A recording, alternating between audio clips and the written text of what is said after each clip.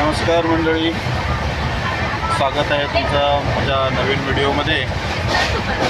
अचानक ठरलं अक्कलकोटला जायचं. तिकीट बुकिंग होती म्हणून निघालो. आता रात्रीचे 12 वाजायला आलेले आहेत, 4 मिनटं बाकी. तर मंडळी, दरवर्षी ठरवलेलं अक्कलकोटला जायचं आणि स्वामींच्या चरणावरती मस्तक ठेवायचं, स्वामींचा आशीर्वाद घ्यायचा. तर यावर्षीसुद्धा आता मी आणि माझी बायको मुलांना नाही आणली. शाळा आहेत आणि परीक्षा आहे. आत्ताच बसलो, ठाण्यावरून गाडी सुटली, सोलापूरला उतरणार सकाळी 6:45 वाजता. ॲक्च्युली ठाण्यावरून 11:22ची गाडी होती, थोडं लेट झालं. आता मला असं वाटतं जायला पण 7-7:30 होतील सकाळचे.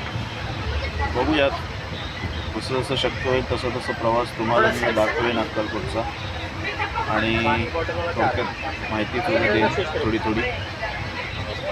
मी दाखवतो माझी मेसेज. बसले मस्त स्लीपर, माझ्या भावाने बुकिंग करून दिलेली. ॲक्च्युली नक्की नव्हतंच, दुसऱ्याची तिकीट होती.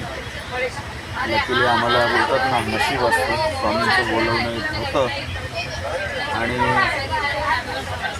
झालं. त्यामागचं काहीतरी स्वामींचा हेतू असेल. 2022मध्ये गेलो होतो, गेल्या वर्षी शक्य नाही झालेलं ना, आणि यावर्षी शेवटी स्वामींनी बोलवलं. येऊ जाऊन, आणि जसं जसं शक्य होईल तसं तसं तुम्हाला नक्कीच व्हिडिओच्या माध्यमातून दाखवण्याचा प्रयत्न करेन.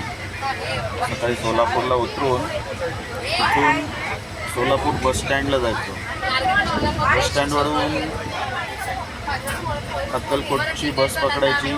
अक्कलकोट स्टँडला उतरून पुन्हा तिथून रिक्षा करायची आणि मग समाधी मठ, वटवृक्ष मठ आणि खंडोबा मंदिर वगैरे आहेत.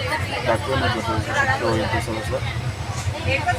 आता जस्ट बसलो आहे आत्ताच. लवकर काय झोपणार नाही, लवकर येणार नाही म्हणत. अशी ट्रेन पूर्ण खाली आहे बघा, तुम्ही बघू शकता, पूर्णपणे खाली आहे.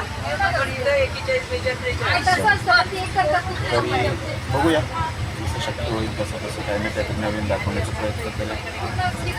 सकाळी भेटू. चला बाय, गुड नाईट, शुभरात्री.